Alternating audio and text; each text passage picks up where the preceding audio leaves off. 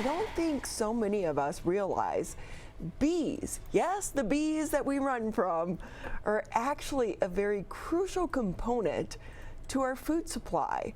But they and other pollinators are in decline right now, and they need our help. And with us this morning is Kaitlyns Internship. She is a nature intern with the West Bloomfield Parks.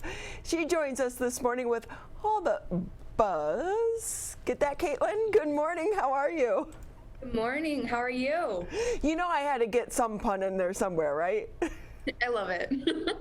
Well, thank you so much for being with us. Can I just ask you, how's your internship going?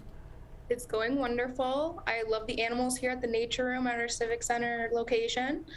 And I help in the nature education in programs and events. I love it.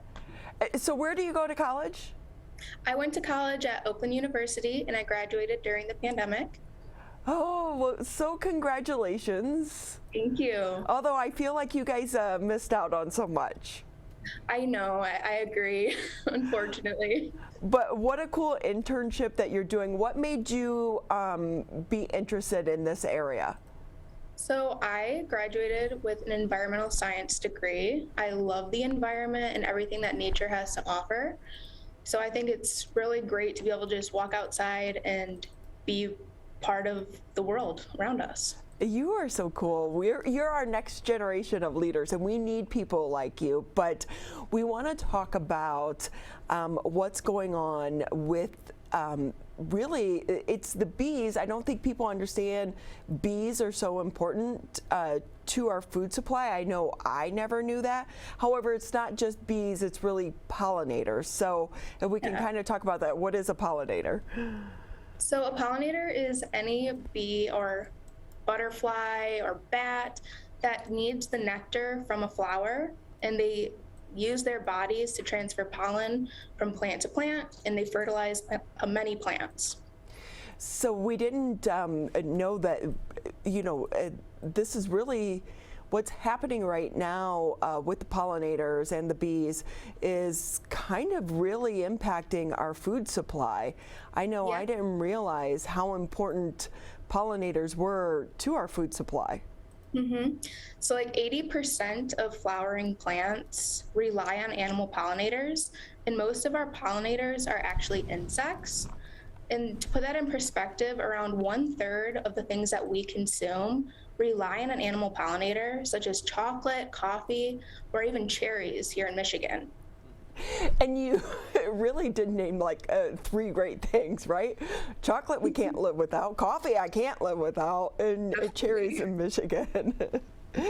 So great call on that one. So tell us more about really this effort, and it's not just here in Michigan, it's global, to try to address this issue. I know that we recently participated in the Nomo May, where you didn't mow your lawns. My husband, by the way, was very excited when I told him about that. Yeah, so initiatives like Nomo May help the initial wildflowers that are coming out for pollinators to get that first sip of nectar as they're emerging from their nests from overwintering. So not mowing right away is perfect for like dandelions and clover to come out, and the bees can pollinate it. It really, and many other pollinators.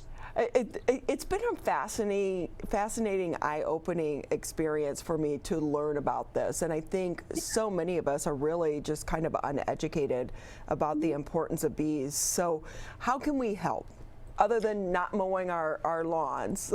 Yeah, so a great way to help is to plant native plants. We recently had our native plant sale, but there are many going on in Michigan right now.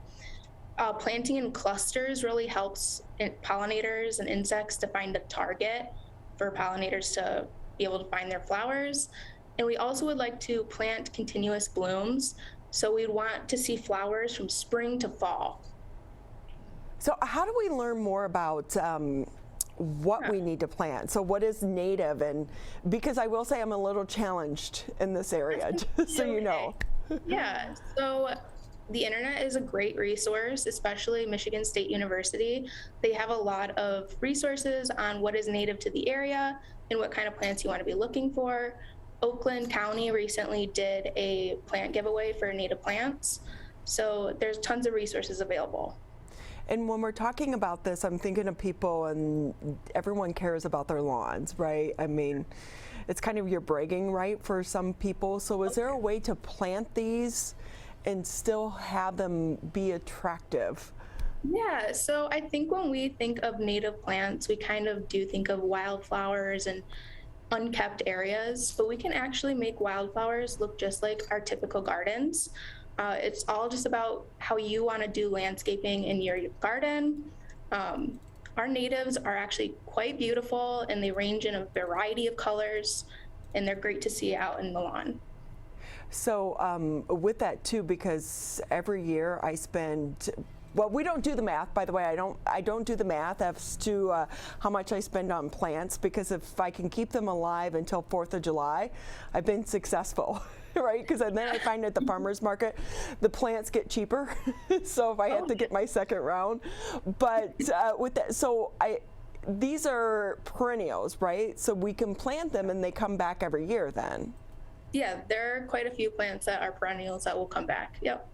It took me a while to figure it out, because I thought annuals should really be perennials, because annual, like they would come back every year. But anyway, that's my gardening challenge for you. So I was recently able to do the Bees and the D, where they did the beekeeper for a day. And surprisingly enough, it was my husband who found the event when the brochure comes to our houses, right? And he didn't know that I'd interviewed Brian Peterson a few times, but I think he was so excited when I said, hey, we're going to participate in Nomo May, that we got signed up for the Bees and the D, and it really is an education about learning about the bees and the importance. I was a little nervous going in. I don't get near as excited about the bees as Brian Peterson and other people. I still don't think they're that cute. But it really is important, and for anyone who hasn't done that, it's a great education. And I know the cool thing about that is it's happening right there on the farm in West Bloomfield, but you guys have a pollinator week coming up. What is that all about? That is from June 20th through June 26th. It's actually an annual national celebration to support pollinator health. And just because we do know that pollinators are declining in Michigan, for instance, the rusty-patched bumblebee hasn't been sighted in over 20 years. What? So, yeah. So we have to do our part, and Pollinator Week is a way to recognize how important pollinators are. So with that, what can we do? So what we can do is a lot of the loss is due to habitat loss or pesticide use. So when we do need things like pesticides, we need to make sure that we're using them correctly and follow the instructions on the bottles, and doing whatever we can, sometimes even insect hotels in your garden, and leaving some soil bare instead of putting mulch over all the soil. So that way our native bees and insects can burrow into the ground. Okay, that's one thing. Thank you so much, because Kaitlyn, you know what? It takes an intern to bring this up, and all these discussions, I've never heard that before, and I'm about to mulch this weekend. I've learned not to do it early on with all the cottonwood and everything, because then it just looks like there's a bunch of snow in my mulch. Yeah. So you're saying it leaves some areas open then? Yeah, for the soils, that way, tons of bees, they actually like to burrow in the ground, our native bees.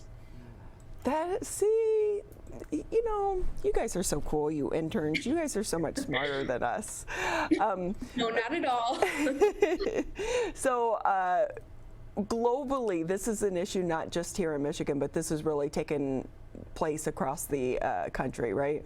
Oh yeah, across our country and across the world. Even some countries have banned certain pesticides because of the decline they were seeing in bees. Can I ask you, when you have these conversations with people, how do they react? Because if you're saying, hey, I want to attract more bees and wasps to my yard, people are going to be like, hold up there.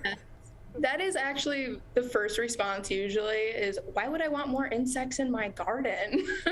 But they're actually a great way for us to get more flowers and more fruits and vegetables in our gardens. So even though they might not be that attractive, they play an incredible role in making sure our gardens are beautiful. So I know you guys have some cool events coming up there at the West Bloomfield Parks. Do you want to share that with us? Yeah, so we have pollinator storytime around the hive. That is on June 23rd. It's a great way to come out there at the hives and read a story. And we also have Pollinator Festival coming up on August 27th. And you can get more information on these events at wbparks.org.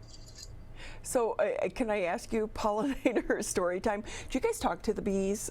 Like, hi, Miss Bee, and because we know we need to have the queen bee. I learned a lot at the beekeeper for a day. You have to have the queen bee.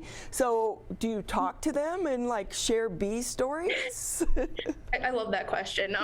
So at Pollinator Storytime around the hive, we have hives. I believe it's at Carner Farm, if I'm correct.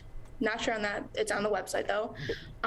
But you go around, see the hives, learn a little bit about how beekeeping like happens, and then they'll read a story separately to the kids and to the families. So it's more for the kids and not for the bees. Yeah, I do love that idea though. That's a great thought. Well, I could see Brian Peterson actually probably singing and performing for the bees, right? Anything to make them happy. But it's been really eye-opening. I know that there are some places where they're concerned that the bees are going to become extinct because of the decline in the population. I know I never realized how important it was to our food supply. Mm-hmm. Absolutely. Well, it's so great that you're doing this, and your internship is going well. Oh yeah, I love it. Well, Kaitlyn, thank you so much for being with us. You did a great job. Thank you so much for having me. And we'll see you out at the hive. Yes, see me out at the hive, and if you need any questions, wbparks.org is the place to go. You guys have so much information on the website. So what do you think if we dress up like bees? I know that for the bees and the D, like beekeeper for the day, we were in bee suits, but what if we were in bee costumes? I don't think the bees would know what we were, but it's fun for us. Yeah, I think you guys need like a big bee to read the story time. That's just my suggestion. Hey, I like that suggestion. That's great. Well, thank you so much for being with us. You have a happy Monday. Thank you, you too.